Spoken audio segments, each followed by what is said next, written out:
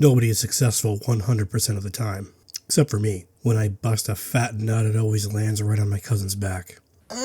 Everyone plops out some lemons from time to time. All you can really do is just gather up all those lemons and have a lemon party.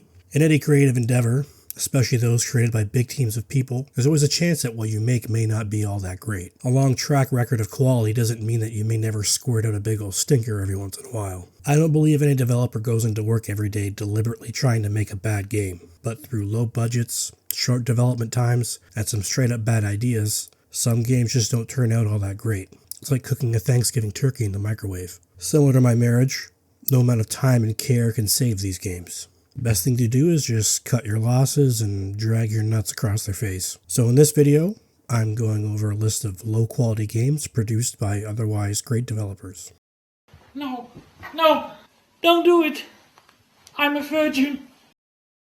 Steel Battalion: Heavy Armor is the third game in the Steel Battalion series, and was pretty universally despised by the general gaming audience. You would think putting From Software on any project guaranteed success, except if you anchor them to the embarrassing failure of a peripheral like the Microsoft Kinect. The Kinect easily sucked any of the fun someone could possibly glean from a game like a Dementor. Steel Battalion is no stranger to gimmicky controls. The original game came bundled with this monstrosity of a controller, with 1,000 buttons and dials to use, as well as 2 joysticks. One to move your tank and the other to sit on. At first glance, the game looks kinda cool. The entire experience and UI is built directly into the environment. You take control of a vertical tank, along with 3 other crew members. As the pilot, you're responsible for choosing targets and directing the movements of your tank. The biggest problem is the precise movements required of the player need to be done with motion controls. The Kinect is just not capable of registering fine movements that this game requires. The best you can do is kinda lift your arms out front like you're trying to grab some ample ass cheeks. Just the very basic tasks in this game are a headache. As you get further in the story, the game will throw little wrenches into the minute-to-minute gameplay that, in any other game, would make it more engaging. But in Heavy Armor, anything besides just the absolute fundamental movement is frustrating. If a crew member dies, you have to take over their tasks, such as loading your tank's ammunition after firing. Sometimes the glass that covers your little viewfinder will get cracks in it, making it even harder to see what stupid bullshit is going on. From Software already had experience in this kind of genre, having already made Chrome Hounds and numerous Armored Core games. If any studio could make a mech tank game fun, it'd be them. Unfortunately, the awful Kinect fails this game at pretty much every turn. Smoking dick and sucking dick, baby. Like a lot of people, I want to fuck Shrek. I spread my ass cheeks for Shrek. He penetrates my butthole. It hurts so much, but I do it for Shrek. But nobody could fuck him as hard as Dice did. Before Battlefield 1942 came out, Shrek for the Xbox and GameCube was birthed upon the world like a giant, sexy green blight. Shrek is told by the magic mirror face that Princess Fiona has been captured by Merlin. Now he and his minions are running a train on her. The only way to clear the evil fog that leads to Merlin's tower is to complete good deeds around the world, which I guess makes the fog dissipate through the power of friendship. You don't even get out of the opening area without seeing some of this game's glaring flaws. The shadows seize out and scream like a kid watching Pokemon. I don't know how this possibly made it to the final game. They should have just taken them out completely. Shrek's character model is ugly and upsetting. His face kinda looks like that early CG dancing baby. The controls are incomprehensible. Shrek moves as fast as Sonic the Hedgehog on amphetamines. His default run speed is so fast it makes some of the basic platforming incredibly difficult. On top of that, there's a sprint button for some reason, in case the player wants to make Shrek careen into a school bus full of children or something. Combat doesn't fare much better. You can punch and kick enemies, as well as drop them off of cliffs, so they have a few seconds to contemplate their doom as they fall. There are dedicated burp and shit buttons, so combat mostly consists of Shrek running around shitting all over the floor. The voice acting is also depressing. Most movie tie-in games can't afford the original cast, so I'm not knocking it for that, but it seems like the developers didn't even see the original film. Shrek doesn't even have an accent, he just sounds fucking retarded. The music is about the same quality.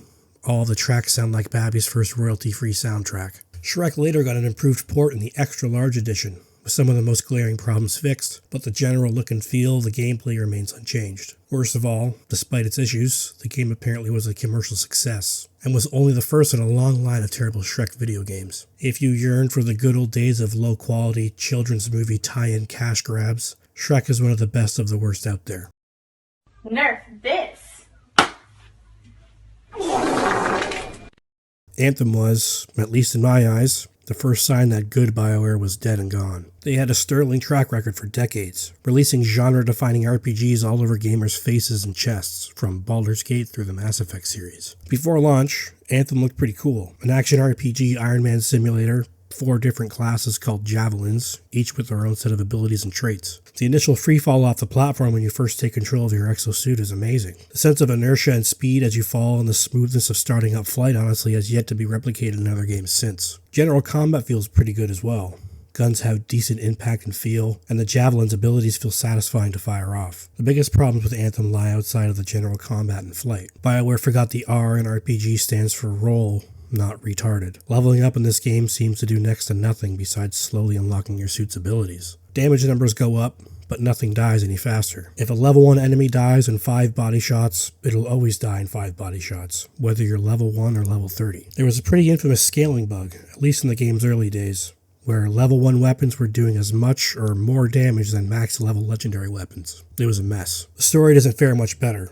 Most of it is told while you walk around Fort Tarsus, as you dutifully talk to different NPCs while they spout whatever stupid exposition at you like animatronics, which I guess they kind of are. BioWare had a shot to break into the looter-shooter genre with Anthem, but the early days of the game were just too rough. Endgame was severely lacking. There was no reason to chase good gear because there was nothing to do with it anyway. There were whispers of a major game overhaul that all 11 fans of Anthem called Anthem 2.0, but it never came to be, and all active development was stopped in February 2021. After BioWare squirted out Anthem, they came right back into people's good graces with their masterpiece, Dragon Age Veilguard. So, I'm non-binary.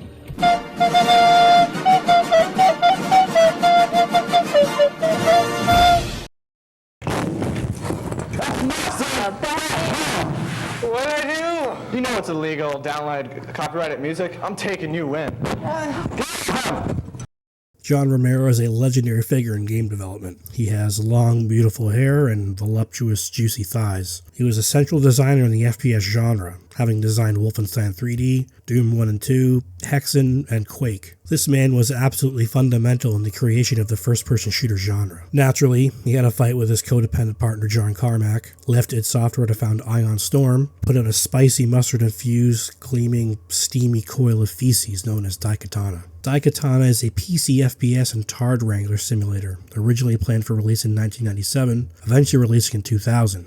But the delays didn't really help. This game runs on the Quake 2 engine, and it shows. The opening level actually shows promise upon first look. You start out in a dingy green, slimy, toxic sludge dump that seems like it shows off a good amount of atmosphere. It all goes downhill once you actually try to shoot something. The very first weapon you get has ricocheting ammo, and it can bounce back and damage you. This is a stupid and unwieldy weapon in general, but as a first weapon in the tutorial level, it's baffling. In fact, a good deal of the arsenal has splash damage, making most of the shooting in an FPS unpleasant and annoying. As you play through the game, you eventually come across 2 AI companions in Superfly and Makoto. This is when Daikatana turns from a barely functioning shooter to a babysitting life sim. Companion AI in Daikatana is easily the most frustrating thing I've ever experienced in any game with AI allies. The tiniest speck of dust in the environment causes them to get totally lost like a small child that sees an unused wall socket. You have to carefully and slowly navigate the levels lest one or both of these absolute brain-dead mongoloids get stuck on a small set of stairs or a ledge or something. You can't complete levels without your companions present,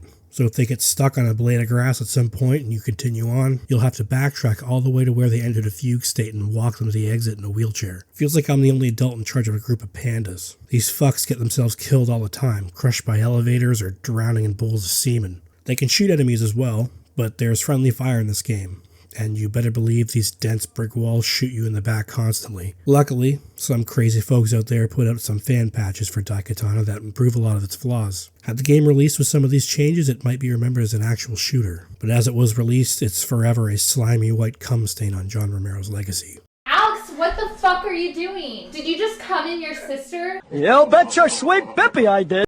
From about 2006 to 2010, every game was a something killer. Every new MMO was a WoW killer, every platformer was a Mario killer, and every FPS was a Halo killer. And none of them actually did anything. It's like how everything is called a Dark Souls of something in the last few years. The 12-inch strap-on is the Dark Souls of my grandma's gaping butthole. Haze was one such Halo killer, releasing back in 2008, about 8 months after Halo 3 shot thick ropes all over the gaming audience. and developed by Free Radical Design, best known for making the Time Splitter series, as well as having a hand in other classic FPSs such as GoldenEye and Perfect Dark. These guys were no strangers to making incredible FPS games on consoles. The very first thing they thought to introduce to the player was piss. The visuals are oozing with a generous coating of urine and jizz. Everything has this slightly blurry yellow tinge to it. It may keep with the theme of the game's narrative, but it's also kind of ugly. The basis of the plot is kind of interesting. All these soldiers are dosed with a performance-enhancing drug called nectar that not only increases their physical capabilities, but also clouds their eyes to the horrific acts they're committing, creating oblivious killing machines that aren't aware of the atrocities that they're responsible for. The player character fails to receive a few doses of nectar and the hallucination wears off.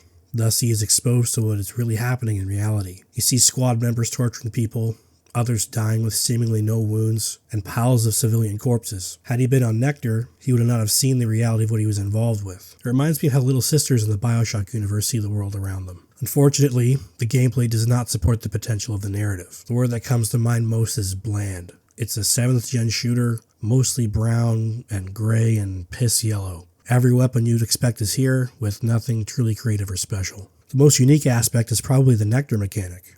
Every once in a while you get a dose of the drug that enhances your abilities, reducing recoil of your weapons, increasing movement speed and jump height, as well as allowing you to see enemies through walls. Even this doesn't last though, because due to narrative reasons, you lose this ability about halfway through the game. Once you take the side of the rebels, you get the exciting ability to play dead like a little bitch. You flop onto the floor and attempt to convince enemies that you've been vanquished, and sometimes it doesn't even work. The animation to get you back on your feet takes so long that if enemies see you before you're back in control, they can just freely pump bullets into your pussy for several seconds while you slowly and nonchalantly get back on your feet like RoboCop. You eventually get some special grenades that make enemies go berserk and attack each other, or cause nectar overdoses, but they're mostly redundant. It's always easier and more efficient to shoot everyone in the face than to let them slowly take each other out. If the game created some scenarios or situations where being creative with its arsenal was greatly beneficial to the player, maybe the general gameplay would feel better. Sadly, the game was a commercial failure as well as a big flop in the eyes of its core audience. Shortly after the release of Haze, Free Radical would go bankrupt and be purchased by Crytek, who would later go on to have their own financial problems. Had Haze been of higher quality,